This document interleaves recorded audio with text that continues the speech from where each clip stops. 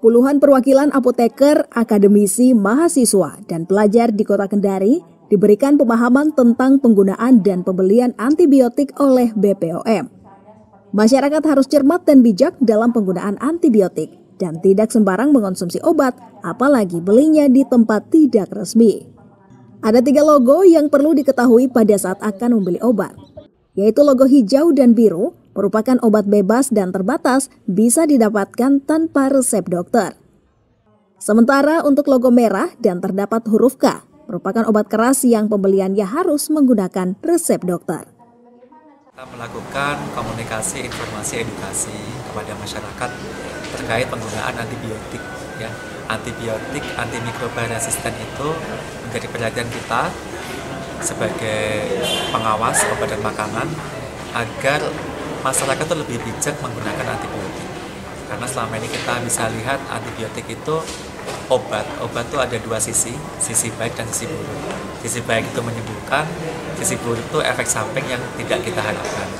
Nah, antibiotik ini khusus. Antibiotik ini punya khas di mana ketika kita tidak menggunakannya dengan bijak, maka tubuh kita akan meresisten ketika kita menggunakan antibiotik kembali. Ini kasus sudah banyak sekali di mana-mana ya.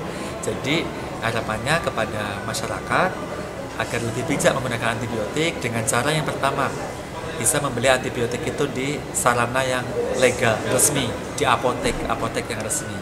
Yang kedua, penggunaannya juga harus melalui dengan resep dokter atas inisiatif atau edukasi dari dokter, sehingga tidak ada penyalahgunaan antibiotik sebagaimana yang telah disampaikan oleh dokter atau tenaga medis di apotek yang menjelaskan terkait antibiotik tersebut.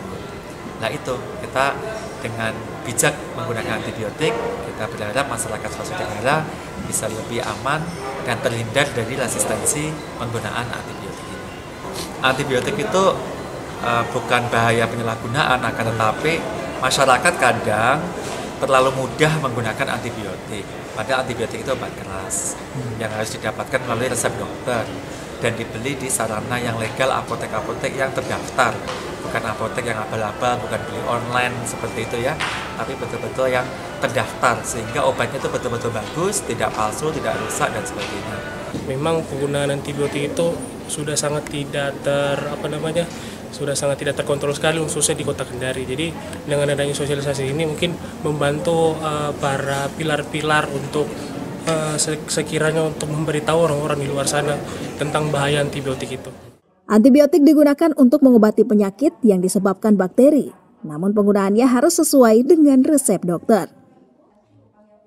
Hardiono melaporkan dari Kendari.